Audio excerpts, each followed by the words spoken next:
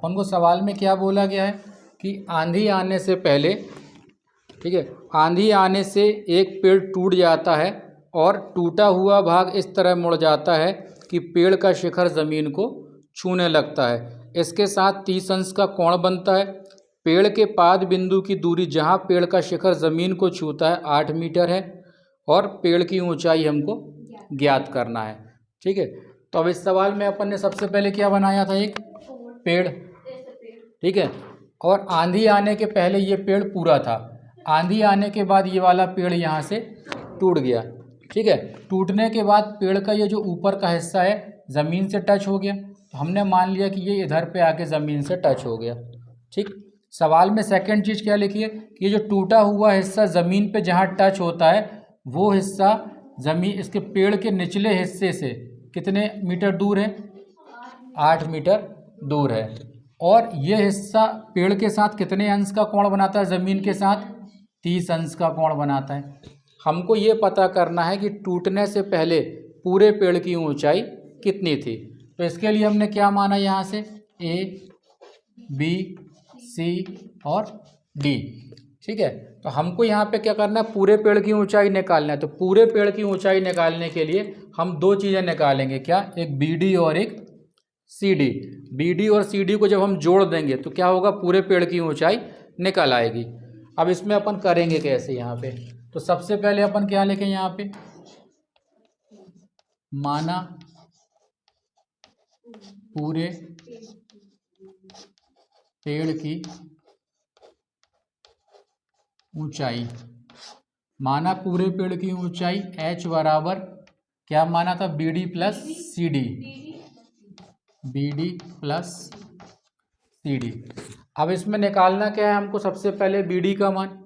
तो इसके लिए हम त्रिभुज कौन सा लेंगे, डी बी सी में। तो यहाँ अपन लिखें त्रिभुज डी बी सी में। यहाँ पर अपन को क्या है, आधार पता है, लंब पता करना है। तो इसके लिए हम कौन सा त्रिकोणमितीय अनुपात उपयोग करेंगे, tan 30 बराबर लंब बटे आधार। लंब कितना है इसका, बी डी, और आधार है बी सी। tan 30 का मान कितना होता है, 1/√3, 1/3। बी डी का मान ज्ञात नहीं है और बी सी का मान है 8। 8 का गुणा इधर कर देंगे तो 8 एकम 8/3 और बराबर में क्या बचेगा, बी डी। ठीक है, तो इसको हम सीधा करके लिख लेते हैं, बी डी बराबर हो गया 8/3। ठीक है, ये बी डी का मान निकल आया। अब हमको मान किसका निकालना है, सी डी का। तो इसी त्रिभुज को हम दोबारा से लेंगे। तो यहाँ अपन लिखें फिर से त्रिभुज डी बी सी में। अब की बार अपन को यहाँ पर कौन सी भुजा निकालनी है, इसकी कर्ण। और हमको पता क्या है, आधार। तो कर्ण और आधार किस में होता है, सेक में। तो यहाँ अपन लिखेंगे सेक 30 कर्ण बटे आधार। कर्ण कौन सी भुजा है इसकी, सी डी, और आधार कौन सी भुजा है, बी सी। सेक 30 का मान कितना होता है, 2/3,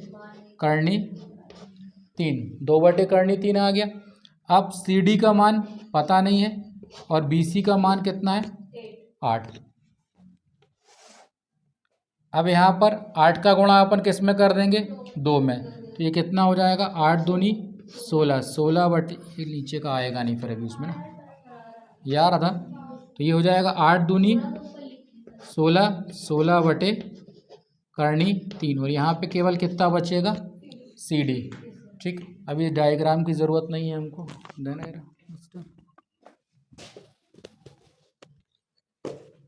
तो यहाँ पर अपन अब मान किसका लिख दें, सी डी का मान निकल आया। अब मान किसका निकालना, पूरे पेड़ की लंबाई का। तो यहाँ लिखेंगे पूरे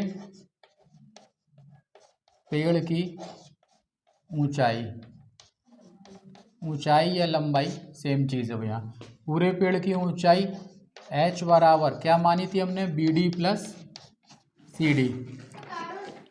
बी डी का मान कितना है, 8/3 CD का मान कितना आया था अपना 16/3। नीचे की संख्या एक सी है तो एक बार लिख दिया इसको, और 16 और 8 हो गया 24। अब परिमेयीकरण कर दो इसका।